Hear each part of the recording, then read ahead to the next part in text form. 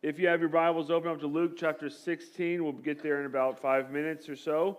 I think that last song was so important to the mindset of a church going into a new year. It's 2026, by the way. We're living further in the future than most sci-fi movies we've ever watched, so that's pretty fun. No flying cars, thank you. But A.J. McCarron was a quarterback who would one day win a championship for Alabama, so we can all hate him together. That's wonderful.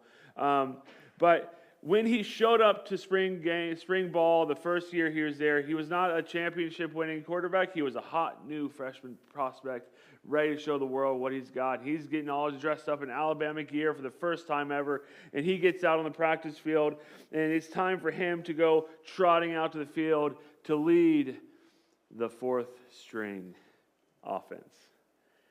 And he's out there looking at the first stringers, pushing people around, making plays, and he's in the huddle with all these lame fourth stringers, and he is furious. He's so mad. He gets through practice, he walks up the stairs to Nick Saban, his coach's office, and he starts giving him a piece of his mind. What are you doing here? What am I doing? I shouldn't be in that position. I should do this, blah, blah, blah. All the anger just comes pouring out all over the head coach. And at some point, Nick Saban goes, "Are you finished?" He goes, "Yes." He goes, "Today was the test to see what kind of leadership skills you have. And you failed miserably." And he goes, "Oh." You see, he misunderstood what was happening. He misunderstood what that meant. He thought he was being disrespected. He thought he had earned some spot that he didn't have to. I should not be in this position. I deserve better than the position I'm in now. And the coach is going, "I'm not disrespecting you. I'm testing you." Because what the coach is going to want to know is not what could a quarterback do with the best offense in America. A lot of quarterbacks could do pretty well with the best offense in America. He wants to know, what did you do with what you had in your hands? When you were put in the huddle with the fourth string, when you were put there with the worst players we got, what'd you do? Now I want to ask you a question. If you could take that player and put him back in the very same situation, the very same huddle, very same skill difference between who he's about to play against and who he's playing with, but just inject this mindset shift. We're not disrespecting you. We're testing you. What would change? How would he act differently in the huddle? How would he talk differently to his teammates and to himself? How would he talk about what's going to happen as we go out on the field? Would he not be like, "Hey guys, listen, we're about to go out there. We're not going to lose to these chumps. I know they're first stringers. I know they were playing for the championship last year, but we're not going to lose to them. We're going to push them. We're going to take their jobs. Let's go do it." What would cause that change? A different mindset about where he was. Because what his coaches wanted to know about him is not, what are you going to do in the future? What are you going to promise us about the future? What promises are you going to make about the future once everything's working out right? They wanted to know, what did you do yesterday with the things that were in your hands? What did you do? And this is such an important question in Christianity. As Christians walk forward into our lives and follow Jesus, Jesus always wants to know. There's a lot of Christianity about promising for the future and what we're going to aim for tomorrow and all that sort of stuff, but the big questions that he wants to know is, what you do with the things that were in your hands. Jesus says this in Luke chapter 16, "Whoever can be trusted with very little can also be trusted with very much. But whoever's dishonest with very little is also going to be dishonest with much. And so if you have not been trustworthy in handling worldly wealth, who will trust you with true riches? And if you have not been trustworthy with someone else's property, who's going to give you property of your own?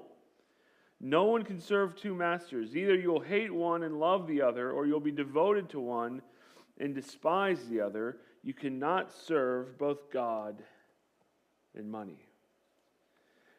We're starting a series, and we're we're asking ourselves, we're starting the new year the way we do here at Foothills, is we're starting with a finance series. And what we're calling the series Nickels and Dimes. Learning to be good stewards of God's stuff. And because here's the deal. One of the questions you have to ask yourself is this. Is how we operate with the nickels and dimes different with how we operate with the 10s and 20s? Or are they kind of the same as they go up? As the numbers get bigger, we're going to continue acting the same way. And here's what I'm really happy about it to be the pastor of this church. I've never, ever been put in a position at Foothills to be like, hey guys, can you just help us out? I mean, look at my wife and kids. Look how sad they are. Can we just kind of get the finances? We are in financially as strong a position that our church has ever been in. And the finance team, the elders and I are very excited about handing out the budgets in the next week or two. We are very excited about what God has been doing in our church, what you've been doing with our church, and how the generosity of this church is just allowing ourselves to get set up every single year to make more and more moves into the future that will be awesome and wonderful. And we've never had to do that. And we've never had to be like, hey guys, we are in a bind now, so we all have to have this emergency meeting now. And so what we do at Foothills is we just kind of talk about in January. We remind ourselves what we already know, and we remind ourselves what kind of goals we made last year that we kind of probably got off track on, and we want to get back on top of. Because a lot of Christianity is not learning a brand new thing every time we open up the Bible. A lot of Christianity is reminding ourselves of things that we already know. There's not a new budget system that works this year because someone came up with it. It's always, don't spend as much as you make. Don't spend too much money. Have a plan. And here's where we're starting today, because I think this is so important.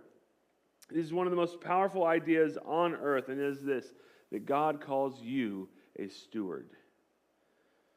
He calls you a steward. Now, this is an important idea because most of the world thinks, too often we sit around and we think that life happens to us. That things just happen, and if bad things happen, that comes our way, and that was a bad luck for us. But sometimes for good people, good things have come their way, and that's good for them. But what we all need to understand is that good things happen to everybody, bad things happen to everybody.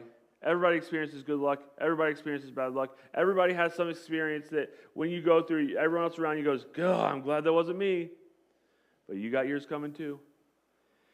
There is not just a good luck, bad luck. The world happens to you. That God has set us up as people who can walk through this world, and we can interact with this world in a wise way.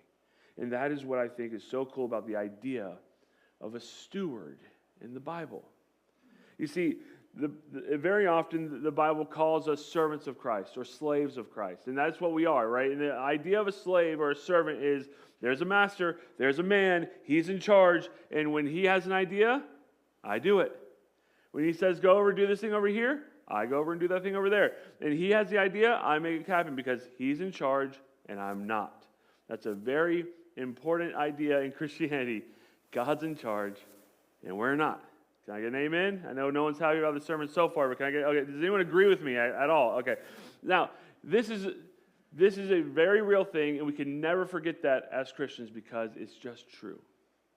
But that's not the only thing God calls us. He doesn't just call us servants. He also calls us stewards.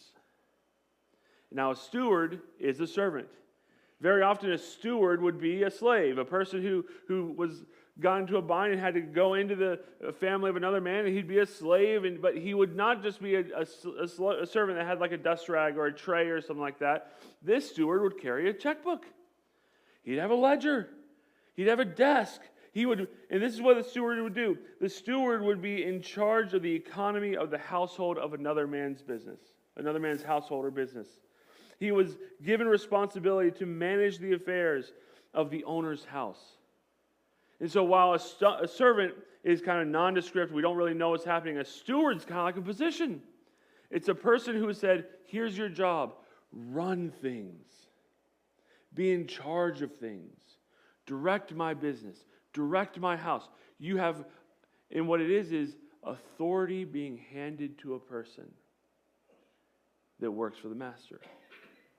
And God says, you are a steward. Now, here's what's important for us to understand.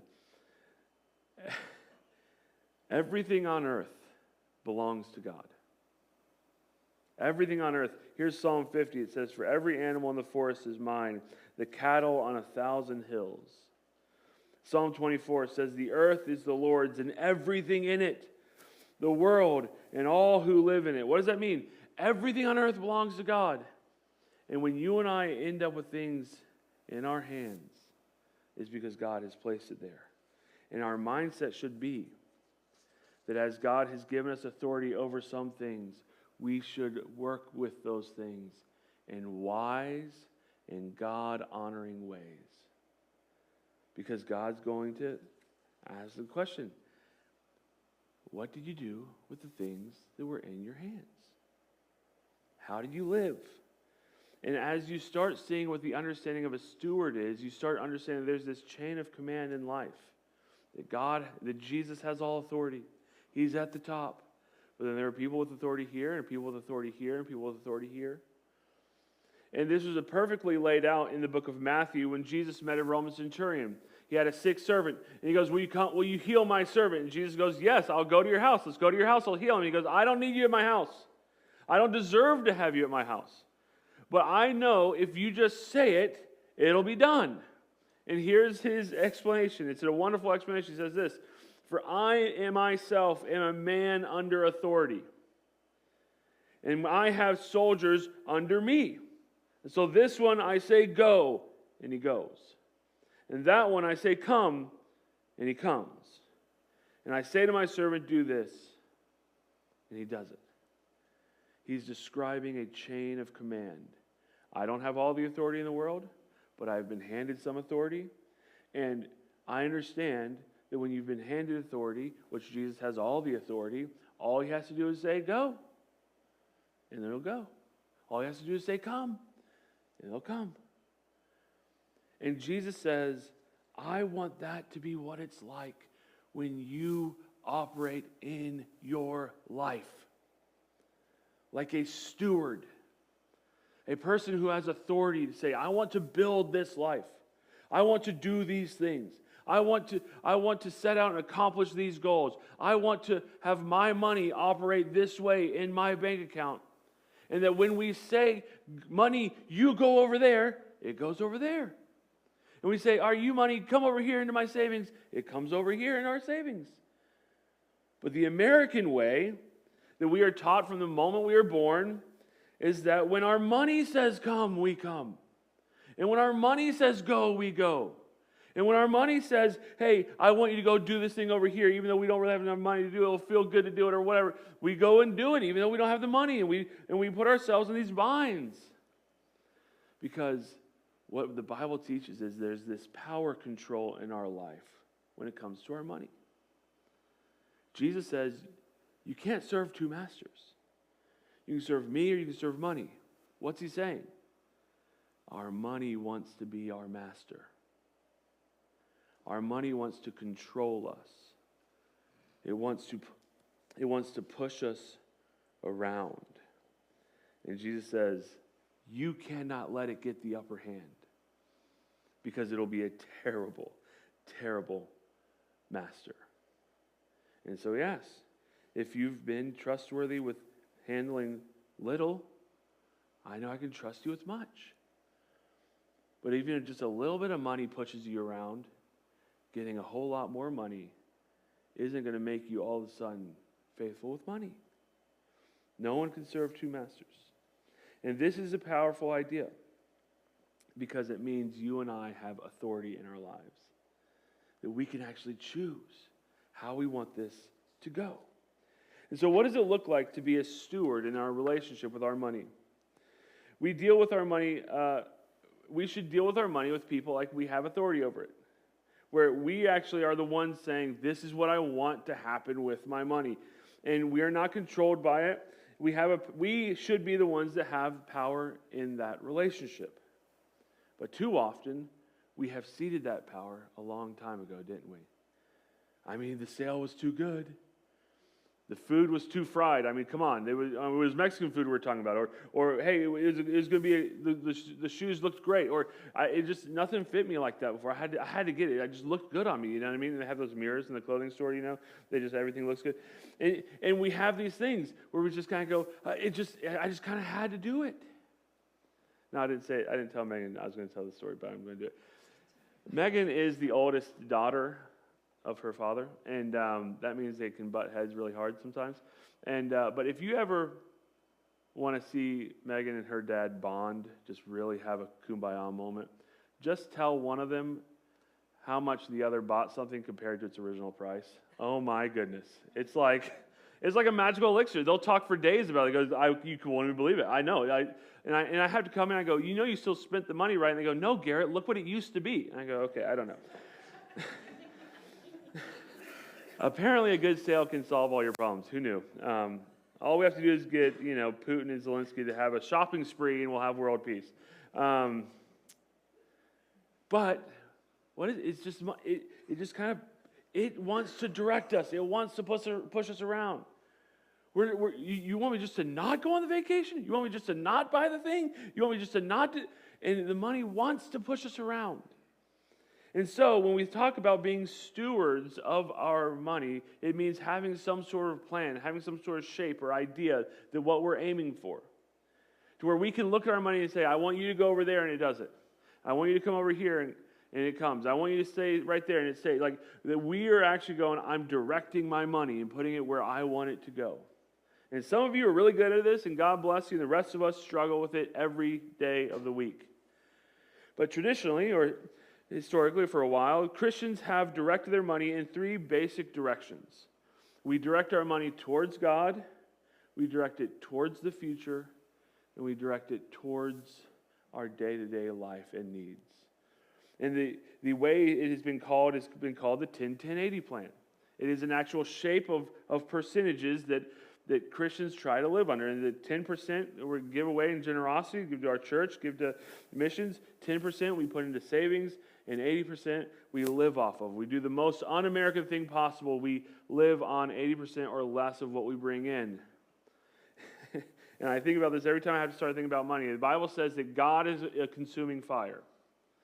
It doesn't say that I'm a consuming fire.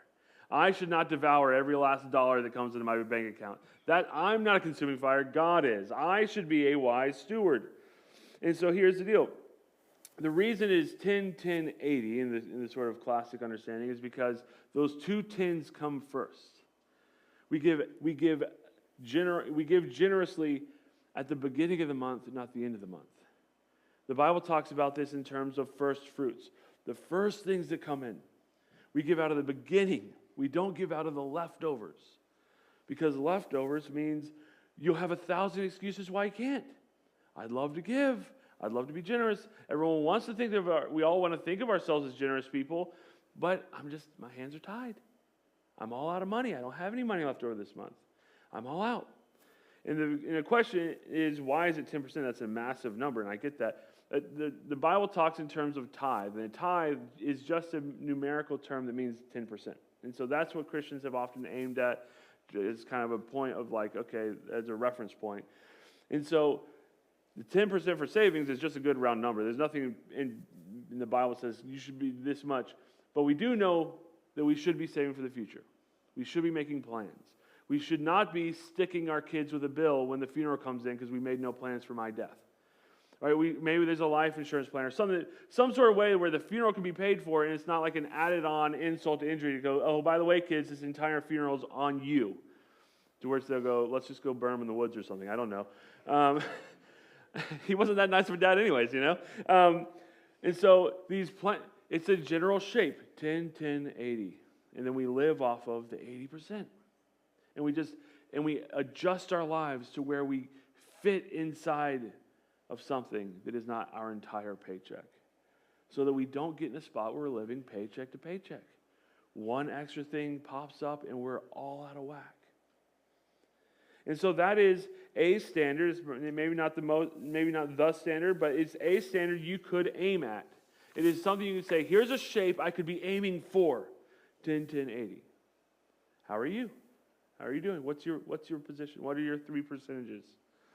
I can tell you in the Huxford household, off the top of my head, we are a 10 blah blah household. I know what my first one is. We're not very we're not very clear on the second 2. And that's something we're going to be working on. But we do have a shape. It's something. I have our monthly bills. We have the things we spend money on. We have the things we do. It's something. And it's my job to, as a steward, to sit down and go, okay, what's my current shape? What is the shape I'd like it to be? How can I move little by little into a more God-honoring and wise shape of my finances? Maybe you're a 0, 30, 70. And you're like, I don't ever give. I don't think that's something I should be doing, but I'm very aggressive with savings. Good job on the savings. That's great. But Christians are generous people. Maybe you're a 0, 0, 112 family. Anybody? Where no savings, no giving, but we spend like mad. And the end of every single month is giant fights. And every single month is stress. And we're all pointing each other out. How are we going to pay this bill? I got to go give an excuse for why I can't afford this. And you're going, wow, you're just spending too much. But what you should do is say, okay, what shape is my current budget in? And a 10-10-80 plan is not a budget, by the way. It's a different thing. You also have to sit down and do that as well. But a 10-10-80 plan is a basic plan for what you want to be doing as a steward when you say, this money, I want you going over there. And this money, I want you staying here. And this money, I want you doing that. What's the shape of your finances and why? Is it because you planned to be there and you wanted that and that's exactly, you're hitting the target 100%? Good for you. We should have you teach a Bible study on it. Is it because you've never looked at it before and you don't know what your budget looks like, your finances look like? Is it because you disagree and you don't think that God actually wants you giving 10% away? Okay, you can make that argument. Do that. But we all still have a very important question to ask. What would be a 3 percentages? What would be a shape of our finances? That would be God-honoring and wise. And how do we slowly but surely change and adjust ourselves into that spot? That's what it means to be a steward. You are working on your money. Your money's not working on you. You are directing where it's going to go. It's not directing where you're going to go. Some of us end up with too much debt. Or the thought of giving money away is just like anathema. We go, I could never do that. Now, sometimes debt comes because you needed to make an investment. You had to go get the education. And you're paying it off. That's fine. And sometimes it's because we were just foolish and we spent money we didn't have. Either way, the question is, why are we in the spot we're in? And am I winning the battle for power in my money, or is my money winning the battle for that? Because God calls us to be stewards. And here's the deal. I just want to say this about 10% because we don't talk about tithing very often, but I'm just going to say this about 10%. Everyone I know that tithes swears by it. I don't know who tithes in our church. I know the Huxfords do. I don't know who tithes. I don't talk about people all the time. That's not a whole big part of my life. I don't follow up on people to make sure people are giving. I don't know all that sort of stuff. I know what our money is. I know what our budget is for the church. But I do know this. When I am in a room with someone who tithes and we start talking about it, every single time I find a person who swears by it. They believe it's the secret sauce. They just believe. I'll be honestly, I'm one of them. I grew up in a house where my dad was one of them. And I talked to Steve Buffkin, who's not with us right now. He when I brought that up to him one time, he goes, yeah, he grew up with a mom, and she just swore by it. It was it's just one of those things about the Christian life that when people do it, they just go, I swear by it. It's just one of those things. It's a part of the Christian life. And maybe it shouldn't have ever been 10%, but it's just that number of people aim at. But what is it? What is a God-honoring and wise way for you to build your budget and actually put work on it to start moving to something that you feel good about? That you can say, God, this is what I've put work on. I've put work into this, and I've made it this. And this is what I've done with things that were in my hand. Because that is what God wants to know. What did we do with the things that were in our hands? How did we put thought and knowledge and effort into the things of our day-to-day life? Because we are in this life one time. We get one go at it. I had one of those experiences. We just went on vacation with Megan's family. And in my family, for our kids, they have cousins on my side who are all older. So they have 2 older kids and then 2 kids that are Sam and Sarah's age. And then we have Kenny and Libby that don't have cousin buddies. And so Libby's always just so small, so little, so everything. It's just the smallest little person. And we just think she's a baby, you know. And then we go to Megan's side of the family where one cousin just turned 2 and there's 1-year-old twins running around, and it's just wonderful. It's awesome. And we all of a sudden we're looking at Libby going, she's not as small as I remember her being. She's not as little. She's just a girl. She's growing up. And that's the point. The point is to grow. The point is to get through different seasons of life that are hard and difficult and go, I'm not being disrespected because I'm in this situation. It's just a test for tomorrow. And Megan and I were sitting there, we're looking back and we go, man, we loved I only have fond memories of having babies in the house. I only have fond memories of little kids that drool and all that sort of stuff. But when we looked at the kids and saw my brothers and sisters-in-law just kind of walking around life like this, and Megan and I are like, it's kind of nice to not be in that anymore. It's pretty cool that's not what we're like. Our kids are just sitting at the table eating, and we're like, this is great, And that's the point. They're supposed to grow. My daughters and my sons are supposed to grow in wisdom and stature and in favor with both God and men. They're supposed to be getting bigger and getting older, better able to take care of themselves. They're supposed to be learning new ways to operate in life to where it's not them being taken care of all the time. They're actually taking care of these little cousins that don't know how life, and they're being sweet to little cousins instead of other people being sweet to them. That's the point. The point is that we grow in this life. That we set goals for ourselves and set ideas of what we would like to be, and we actually go work to become them. Because God's going to ask us one day, what did you do with the things that you had in your hands?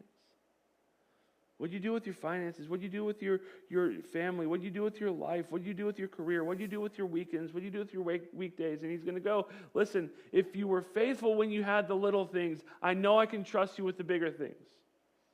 If you were faithful with worldly wealth, that to us seems so amazing, but to God goes, it's kind of a small thing out there. He's going, if you're faithful with that, I know I can trust you with true riches. But what did you do with the things that were in your hands? Did you spend your days in such that your life as a steward, your abilities as a steward grew, and you grew in wisdom and in stature and in favor with God and men? Because if you and I can learn to be faithful with the nickels and dimes, faithful with the little things, we will be trusted with even greater.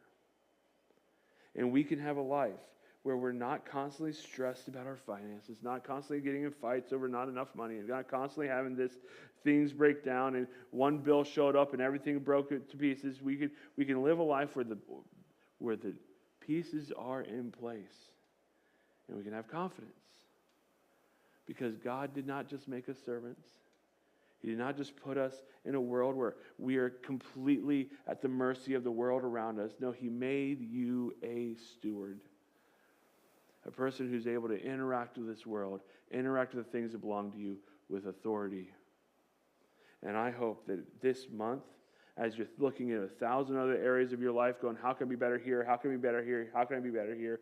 You will also ask the question, how can I be a steward of my finances that is both God-honoring and wise, and work towards that? You will be glad you did. And maybe one day, you'll be a person just like my dad, walking around swearing that God's version of financial wisdom is the best version. and you'll be just like a million Christians before you, swearing on it every chance you have the opportunity to.